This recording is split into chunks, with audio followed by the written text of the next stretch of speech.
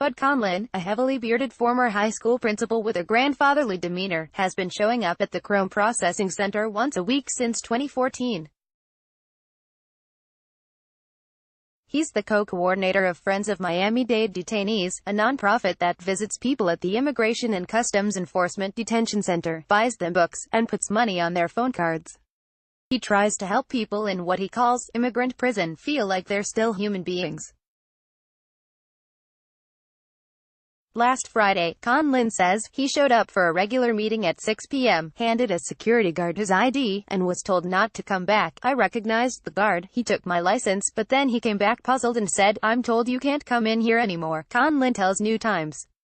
I said, "I've been coming here almost 5 years." When he asked the guard, working for a private security contractor, why he'd been banned, Conlin says the guard replied, "I don't know.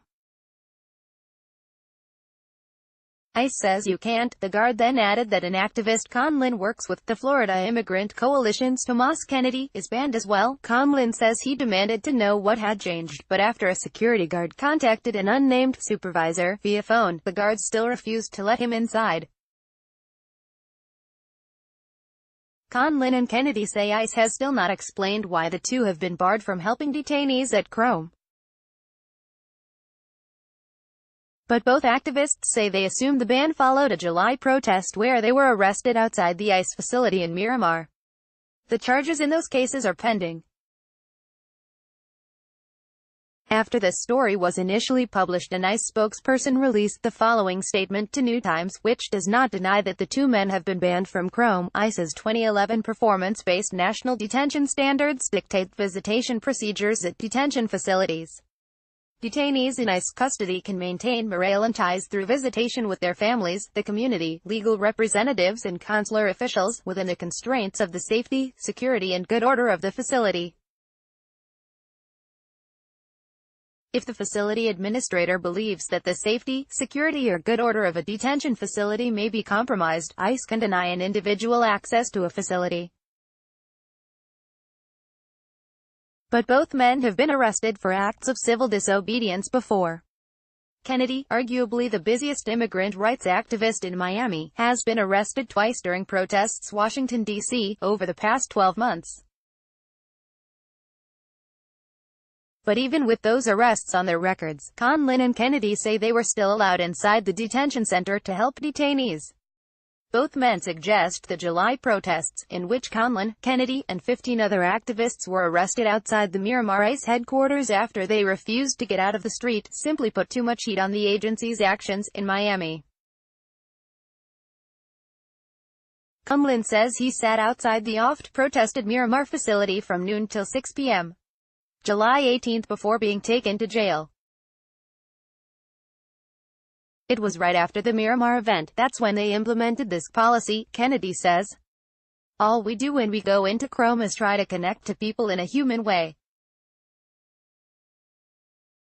We don't want people to feel like they're alone, like they're a person indefinitely forgotten or that they're just sitting in detention facilities because it makes money for government contractors. As far as Conlin knows, he and Kennedy are the only two activists tied to the Miramar protest who've been banned from ICE facilities.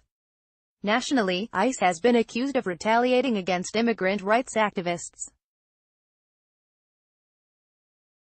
Multiple activists, including New York's Ravi Ragbar and Jean Montrevel, Wisconsin's Ricard Fierro, and Arizona's Alejandra Pablos, were detained within the past 12 months. All four say they were detained because of their activism.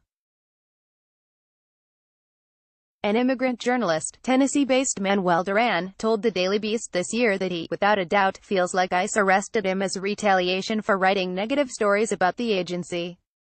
Earlier this year, Kennedy's mother, fellow activist Maria Asuncion Bilbao, videotaped a security guard outside the Miramar ICE headquarters threatening to arrest her for recording on the Miramar property. Proud to be one of 17 people who were arrested yesterday for shutting down an ICE facility in Miramar where people are screened and processed for deportation. Trump's deportation machine has to be stopped. Another world is possible. The activists say the ban is a violation of the First Amendment. Both men say they've done nothing otherwise that would warrant a ban from any ICE facilities. Conlon visits Chrome more often than Kennedy visits. Conlon says that roughly once per week since 2014, he has checked into the facility 45 minutes early, passed through security, and spoken by phone to detained immigrants through plexiglass. He tells them he's there as a friend, to let the detainees know they aren't trapped alone in the churning wheels of the U.S.